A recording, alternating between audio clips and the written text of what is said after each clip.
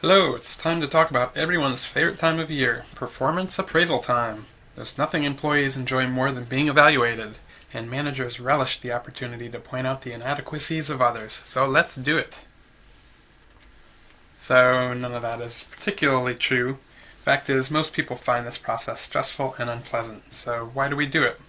We'll talk about two primary reasons. First, organizations use it as a way to provide feedback to employees about their current level of performance and set goals for the future, and identify steps in the employee's development. Without feedback about how you're doing, it's hard to imagine how you could improve. Now, of course, performance feedback would be helpful throughout the year, not just at appraisal time.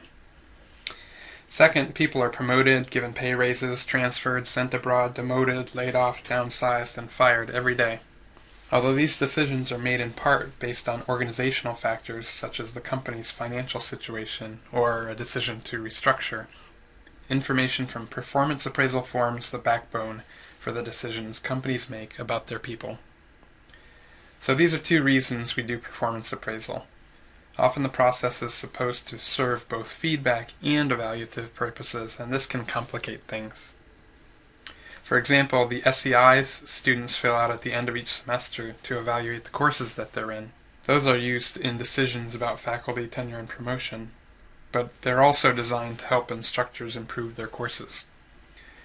While the numerical ratings on the SEIs make comparisons across faculty easy, many faculty feel that they're not particularly useful in deciding how to make their own courses better. There are two general places that organizations can go to find out how people are doing. They can collect quantitative data, or they can ask people to rate each other. We'll call the first objective measures because they don't rely on assessments made by individuals. You'll note, though, that I've put quotey marks around the word objective because at some point someone decides how to measure these things and what's important, so it's not completely free of human judgment. The second we'll call judgmental measures, and these are the more common of the two. But first, let's look at objective measures. Objective data include any quantitative measure of the employee's behavior or the outcome of that behavior. These fall into two types. First, production data consists of indicators of how much work has been produced by the employee.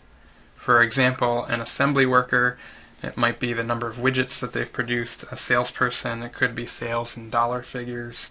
A lawyer, it could be the percentage of cases won. Basically, these are indicators of work quantity. On the next page, we'll see a longer list of examples. We won't go through all of these, but feel free to pause the video if you want to take a closer look. Many companies are getting these production data now through electronic performance monitoring.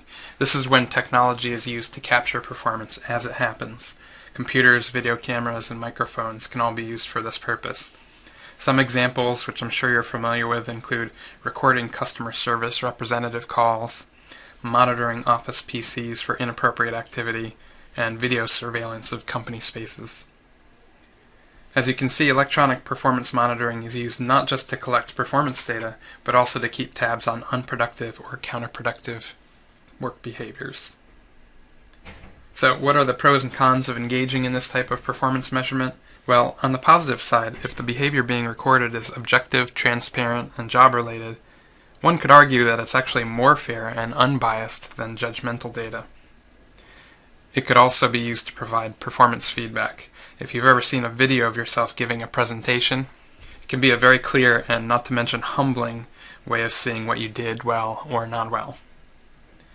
Obviously, though, many people are uncomfortable with this approach and see it as an invasion of privacy. Such activities, especially if they're not well explained to staff by management, can reduce trust in the organization and undermine positive emotions at work. The second type of objective performance data is personnel data. This is information about employees that already exists in personnel files. Examples include the number of times someone is absent or tardy, the number of accidents one was involved in, and other notable incidents which could be good or bad, such as violations or awards. Again, here's a longer list that you can peruse if you want to pause the video. Using objective data often sounds great because they can be less prone to bias or error as compared to judgmental data. But how useful are objective performance measures really? Probably depends upon the nature of the job, but there are a few ways to think about this question. First, some jobs just don't have that much in the way of objective data. For example, on the first slide we saw a cartoon about a clown getting fired. What would we use for production data for the job of a clown? The number of balloons that they made, the number of times that they've appeared in the nightmares of children. A less silly example might be a librarian. Many service jobs like these aren't about production at all, so there's not much production data available in the first place. Even if objective data are available, we need to consider whether they are really an important part of performance. The number of burgers someone flips at Wendy's on a given shift could be measured, but is that what makes somebody a good employee with grill skills? Some objective data might be influenced by outside factors, meaning that they are in some way contaminated. For example, sales figures are shaped in part by the economy and the territory that one's assigned to. And deficiency is a big problem for objective measures. This means that they are fairly narrow in scope and can't capture large parts of what successful performance is really all about for a given job. So even if objective data are useful, the deficiency that they usually suffer from means that they're not enough on their own to completely assess somebody's performance. We can also ask whether objective data are consistent over time. This is essentially a question about reliability. Again, sales can sometimes bounce around a lot from one quarter to the next, so you need to take a measure that covers a wide span of time to adjust for this. Finally, we can ask about accuracy or validity. For example, data kept in personnel files might contain clerical errors, which would make them less accurate indicators of performance.